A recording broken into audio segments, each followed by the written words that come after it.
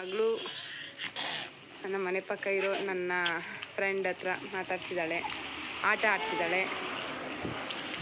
ಇವಳು ತಲೆ ಒಣಗಿಸ್ಕೊಂತವಳೆ, ನನ್ನ ನಾದಿನಿ ಮಗಳು. ಈ ಅಜ್ಜಿ ದೇವ್ರು ಬರುತ್ತೆ ಅಂತ ಕಾಯ್ಕೊಂಡು ಕೂತದೆ, ಇನ್ನೂ ಬಂದಿಲ್ಲ. ಶನಿಮಹಾತ್ಮ ದೇವ್ರನ್ನ ಅರ್ವೆಂಟ್ಬೇಕು ಕರೆಸ್ತಾರೆ ಅಂತ ಹೇಳಿ ಬೀದಿಗಳಲ್ಲೆಲ್ಲ ರಂಗೋಲಿನ ಹಾಕಿದ್ದಾರೆ. ಎಲ್ಲ ಕಡೆನೂ ದೇವ್ರು ಬರುತ್ತೆ ಅಂತ. ಇದು ನಿಮ್ಗೆ ಗೊತ್ತಲ್ಲ, ನಮ್ಮ ಮನೆ ಮುಂದೆ ಇರೋ ದೇವರು.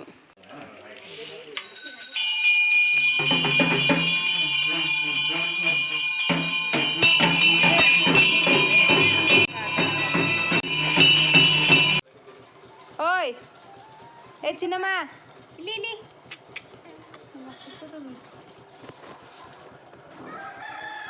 ನನ್ನ ಫ್ರೆಂಡು ನನಗೆ ಹೇಳ್ತಾ ಇರ್ತಾಳೆ, ಏನೇ ಎಲ್ಲ ಚೇಂಜ್ ಆಗಿದೆ, ನೀನಿನ್ನೂ ಚೇಂಜ್ ಆಗಿಲ್ಲ, ಓಲ್ಡ್ ಮಾಡಲಲ್ಲೇ ಇದೆಯಾ, ಪಾಪುಗೆ ಮಾಮೂಲಿ ಬಟ್ಟೆಯಲ್ಲಿ ಮಾಡ್ಬೋದಲ್ವಾ ಸರಿ ಅಂತ ಹೇಳ್ತಾಳೆ.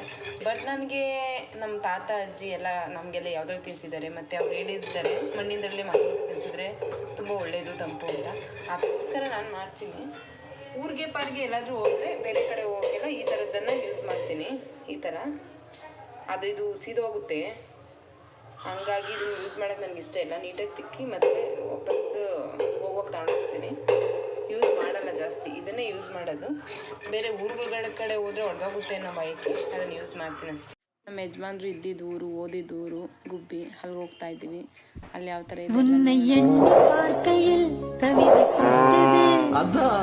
அதை எழுத நினைக்கையில் வார்த்தை முட்டுது.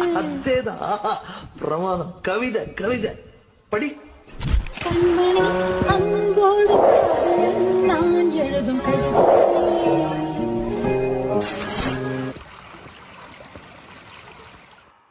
உன்னை எண்ணி பார்க்கையில் கவிதை கொட்டுது, அது எழுத நினைக்கையில் வார்த்தை முட்டுது. ஓ கண்மணி அன்போட காதலன்